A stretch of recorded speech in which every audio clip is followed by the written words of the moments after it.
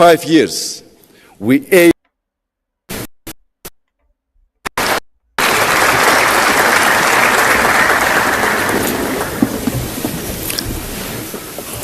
Your Excellency, Eccellenze, Eccellenza João Lorenzo, Chairperson of the African Presidente Union, uscente dell'Unione Africana, Eccellenza Giorgia Meloni, Republic of Italy, Presidente del Consiglio Your della Repubblica Excellencies, Italiana, Heads of State and Government, Your Excellency Mahmoud Ali Yusuf, Chairperson of the African Union Commission, Your Excellency Antonio Guterres, Secretary General of the United Nations, Your Excellency Madam Amina, Deputy Secretary General of the United Nations, former Heads of State and Government present, distinguished ministers, ambassadors, diplomats, ladies and gentlemen.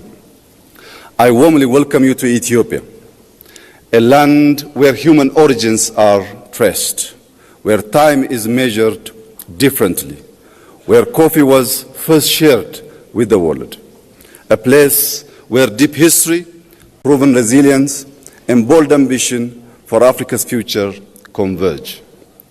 Today, as Africa gathers at a defining moment, we recognize that our continent's most strategic asset is not only what we extract, but what we design, build, and govern. Progress is achieved when vision is translated into systems and ideas into lasting institutions. As we build on the African Water Vision 2025, we reflect on a simple truth. Water is more than a resource. It is a foundation of development, innovation, and stability. It shapes our cities, our farms, our health, and our peace. Here in Ethiopia, we have learned that responsible water management is central to guiding development wisely. The Grand Ethiopian Renaissance Dam now powers homes and industry, exports electricity to neighboring countries, and shows how African ingenuity can drive shared prosperity. Across Africa, rivers can become engines of stability when governed for shared benefit. On our land, targeted policy and innovation have enabled wheat self-sufficiency, and large-scale industrial investments are moving us from dependency to production. Excellencies, today, many African economies are among the fastest growing in the world. Projections show that Africa's growth will be on par, if not above, that of Asia. This is a rare convergence in modern economic history. In Ethiopia, we expect growth of 10.2% by the end of this year. Over the next 25 years, we aim to move from a low-income economy to a globally competitive one, anchored in productivity, industrialization, innovation, and quality jobs. Yet, growth alone is not enough. Our greatest wealth is our people.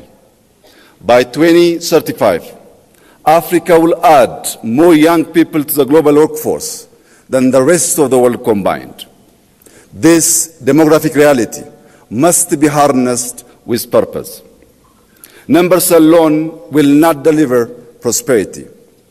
That's why we are investing in maternal and child health, expanding early childhood education, and scaling school feeding programs.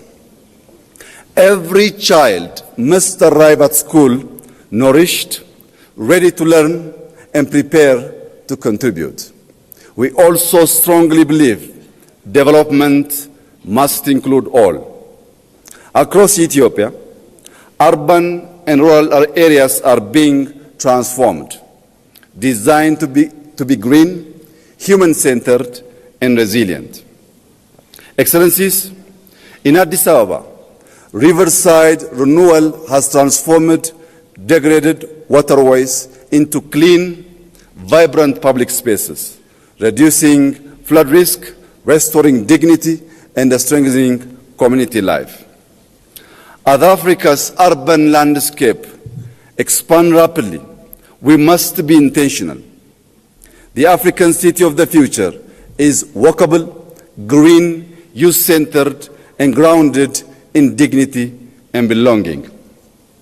In rural areas, modernization is enhancing livelihoods, connecting communities to markets. This integrated approach links development with climate stewardship. One expression of this is the Green Legacy Initiative. We have planted more than 48 billion trees, restoring ecosystems and building a living legacy for future generations. Yet, the global development pathway has come at immense environmental cost, costs borne by communities far beyond those responsible. Therefore, climate action must be anchored in justice and equity, aligning finance, technology, and partnership to enable Africa to thrive. In this spirit, we hosted the second Africa Climate Summit, and we are preparing to host COP32, ensuring Africa speaks with one voice and presents solutions to the globe. This same principle of integration guides our technological transformation.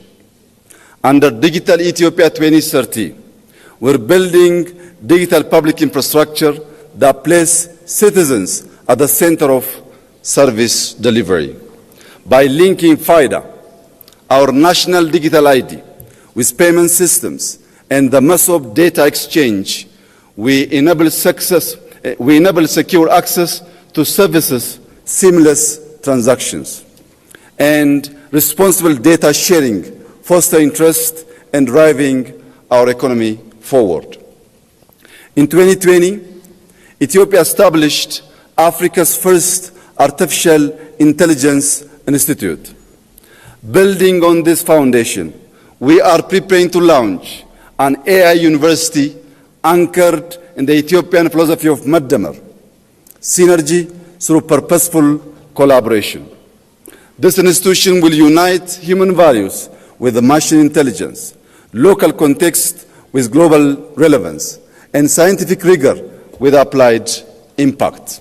It will ensure technology drives growth and position Africa as a global contributor in the age of intelligence. Ethiopia is also continuing to invest in connectivity. Through Ethiopian Airlines, we connect people, link markets, and move goods.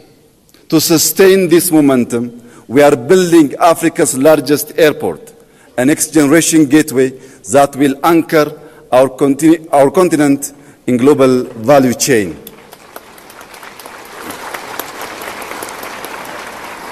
Beyond aviation, Ethio Telecom is expanding across Africa, bridging the digital divide and linking our continent's future through strategic partnerships. Yet, connectivity must be complete. For a nation like Ethiopia, with over 130 million people, sustainable growth requires diversified access. Ensuring reliable access to the sea through peaceful cooperation is fundamental to our economic future and to long-term stability and prosperity in the Horn of Africa. Excellencies, we meet at a moment of profound global transition. In this era of uncertainty, Africa's strengths will lie in a union that is confident and united.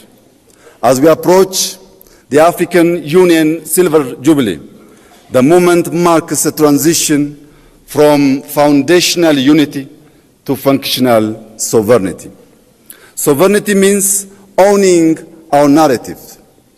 Through initiatives like Pulse of Africa, we amplify African voices, because development is never complete without our story.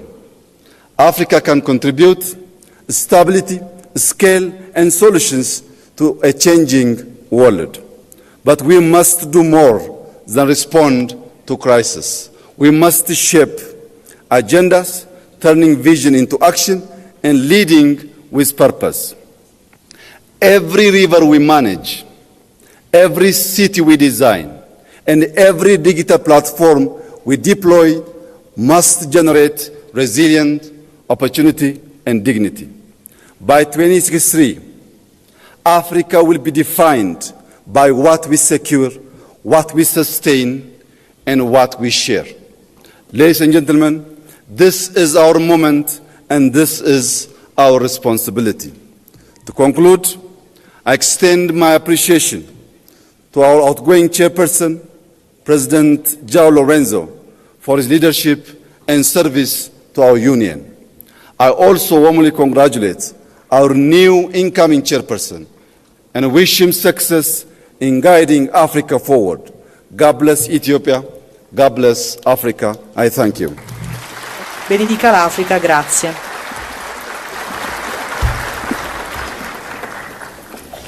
Merci beaucoup, Excellence. Thank you very much, Excellency. Now I have the singular honor of inviting His Excellency Antonio Guterres, Secretary General of the United Nations Organization, to deliver his statement. Excellency, you have the floor.